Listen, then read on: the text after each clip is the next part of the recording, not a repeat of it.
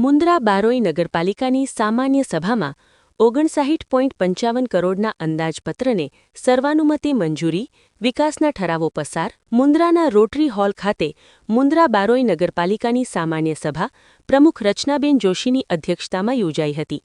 સભાની શરૂઆત રાષ્ટ્રગાન અને રાષ્ટ્રગીત સાથે કરવામાં આવી હતી. આ સામાન્ય સભામાં વર્ષ 2026-27 માટેનું ₹59,55,54,711નું અંદાજપત્ર સર્વાનુમતે મંજૂર કરવામાં આવ્યું હતું. મુન્દ્રા નગરપાલિકાને કાયમી ચીફ ઓફિસર મળતા ચીફ ઓફિસર વૈભવ વ્યાસનો આવકાર સાથે શાબ્દિક સ્વાગત કરવામાં આવ્યો હતો.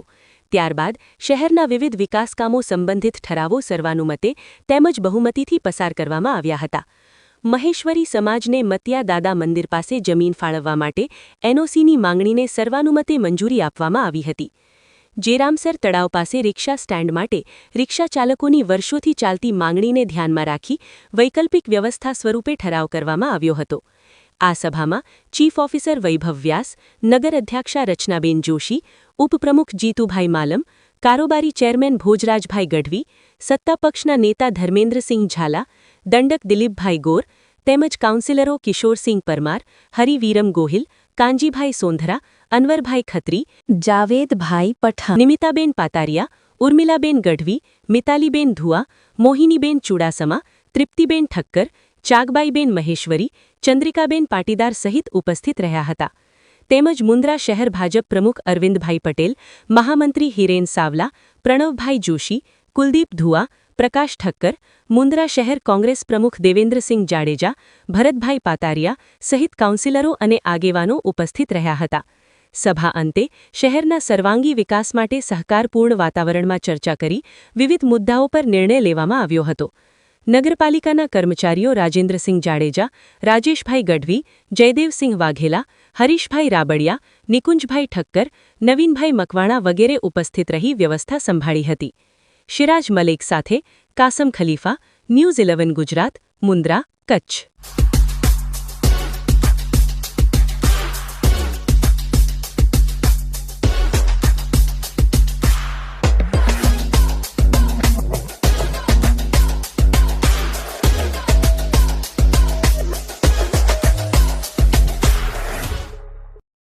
નમસ્કાર.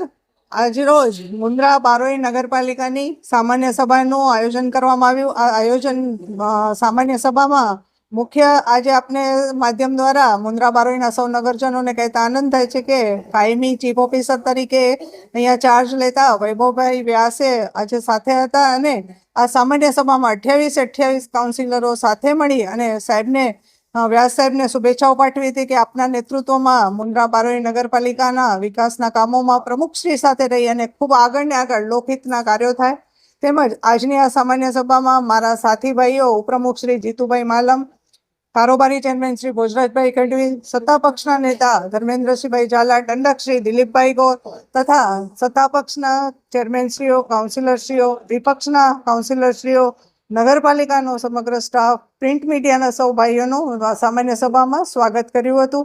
આજની સામાન્ય સભાના એજન્ડા મુન્દ્રા બારોઈના વિકાસના કામોમાં જે માળખાકીય રીતે મુન્દ્રા બારોઈ નગરપાલિકા અત્યારે કામ કરી રહી છે એમાં આગળ હજી પણ વિકાસના કામો હાથ ધરાય એ હેતુસરના એજન્ડાઓને સર્વાનુમતે પાસ કરવામાં આવ્યા હતા. આજનું મુખ્ય જે અંદાજપત્ર બજેટ આપણે કહી શકીએ 2026-27નું રજૂ કરવામાં આવ્યું.